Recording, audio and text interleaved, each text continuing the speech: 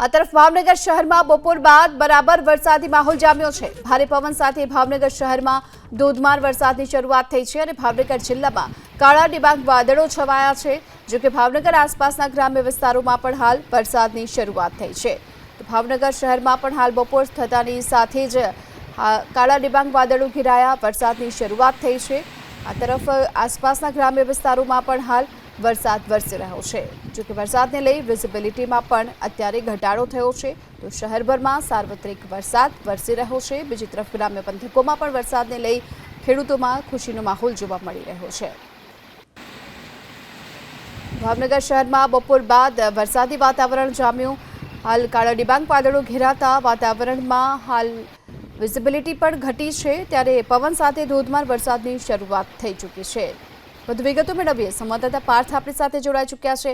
પાર્થ, ભાવનગર શહેરમાં વરસાદની શરૂઆત, આ સાથે જ અન્ય કયા કયા વિસ્તારોમાં પણ વરસાદ? જણાવી દો, લાંબા વિરામ બાદ ભાવનગર શહેરમાં વરસાદી વાતાવરણ જામ્યું છે। આજે વહેલી સવારથી જ અંધારપટ વાતાવરણ વચ્ચે વરસાદી વાતાવરણ જોવા મળી રહ્યું છે। ખાસ કરીને જો મુખ્ય શહેરના વિસ્તારની વાત કરવામાં આવે તો બોરતલાવ, ચિત્રા, નારી ચોકડી, નીલમબાગ, કાળિયાબીડ સહિતના જે વિસ્તારો છે કે જ્યાં સાર્વત્રિક વરસાદ વરસી રહ્યો છે, ક્યાંક હળવો તો ક્યાંક વધુ વરસાદ ભાવનગર શહેરના વાતાવરણમાં જોવા મળી રહ્યો છે। જી આભાર આપનો આ સમગ્ર માહિતી બદલ।